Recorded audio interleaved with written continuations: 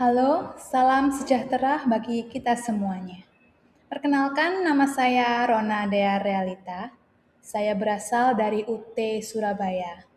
Pada kesempatan ini, saya akan menyampaikan pendapat mengenai dua artikel yang menjadi materi pengayaan pada diskusi sesi 1 mata kuliah Studi Komparatif Pendidikan Dasar di berbagai negara.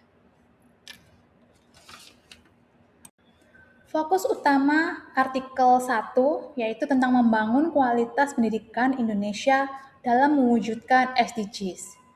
Sedangkan artikel kedua tentang dampak pembangunan infrastruktur pendidikan terhadap akses dan kualitas pendidikan di wilayah pedesaan.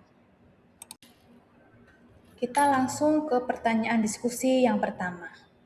Apakah masalah dalam kedua artikel juga saya temukan di lingkungan sekolah saya? Menurut pengalaman saya sebagai guru kelas 3 di sekolah swasta di kota Surabaya, beberapa persoalan yang dibahas dalam kedua artikel memang masih relevan dan dengan kondisi sekolah saya. Walaupun tingkat permasalahannya tidak sama dengan sekolah yang berada di sekolah daerah terpencil atau pedesaan.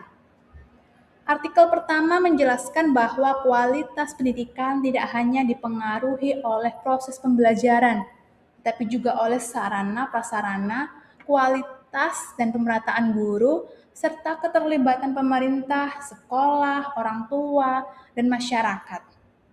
Pendidikan yang berkualitas juga menjadi bagian penting dalam pencapaian SDGs, khususnya tujuan pendidikan yang berkualitas dan merata. Di sekolah saya, akses pendidikan secara umum sudah sangat baik. Namun saya masih melihat adanya perbedaan kemampuan belajar antar siswa.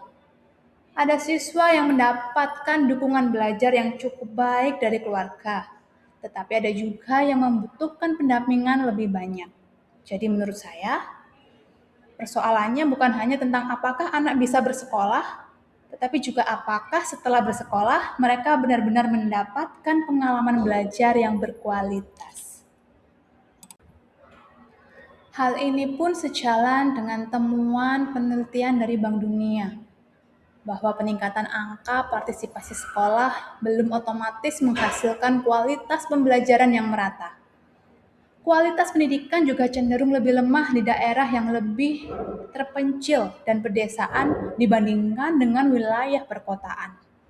Sementara itu, artikel kedua lebih banyak membahas kondisi wilayah pedesaan, terutama masalah jarak sekolah, sarana prasarana, transportasi, dan kekurangan guru.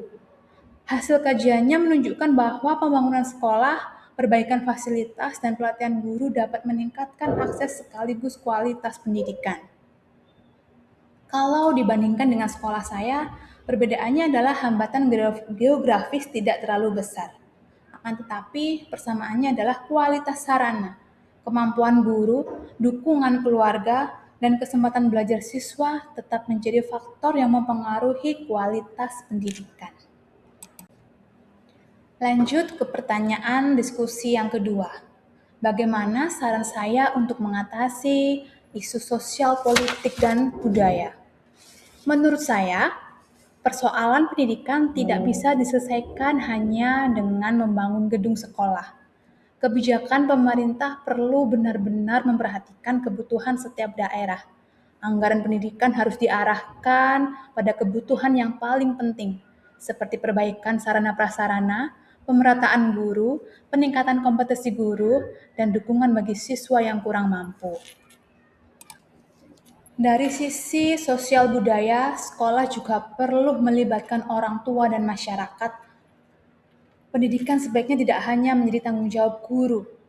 Artikel pertama juga menekankan pentingnya peran sekolah, orang tua, dan masyarakat dalam meningkatkan mutu pendidikan.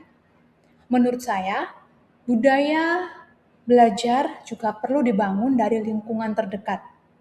Misalnya orang tua dapat membiasakan anak membaca di rumah, mendampingi ketika mengerjakan tugas, dan memberikan motivasi.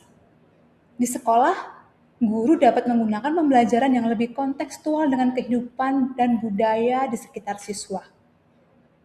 Saya juga melihat bahwa peningkatan kompetensi guru sangat penting. Artikel kedua menyebutkan bahwa pelatihan guru merupakan salah satu faktor penting dalam meningkatkan kualitas pembelajaran, termasuk kemampuan menggunakan teknologi dan menyesuaikan pembelajaran dengan kebutuhan siswa. Hal ini pun juga didukung oleh penelitian Bank Dunia.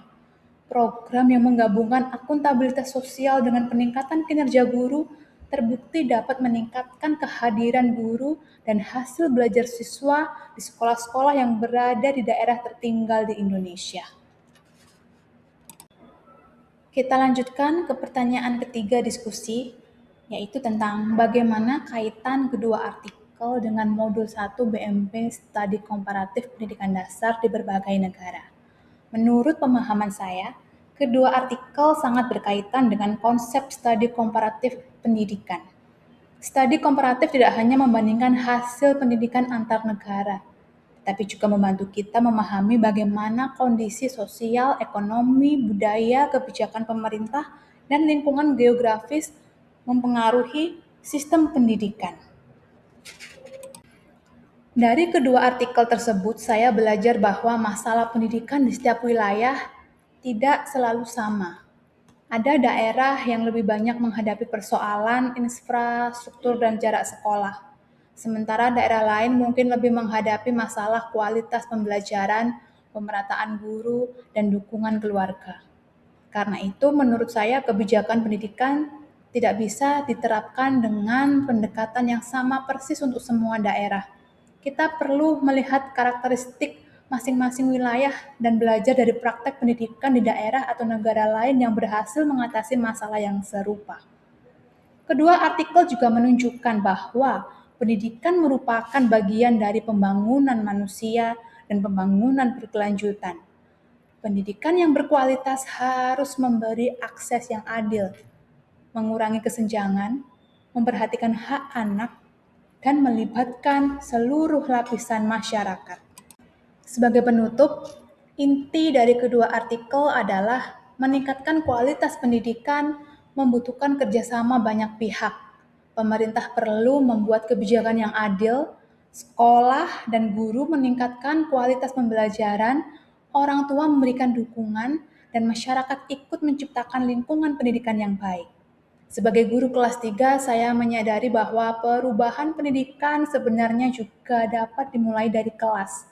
Walaupun sederhana, saya bisa berusaha memberikan pelajaran yang menyenangkan, memperhatikan perbedaan kemampuan siswa, dan memberikan kesempatan belajar yang sama kepada semua anak.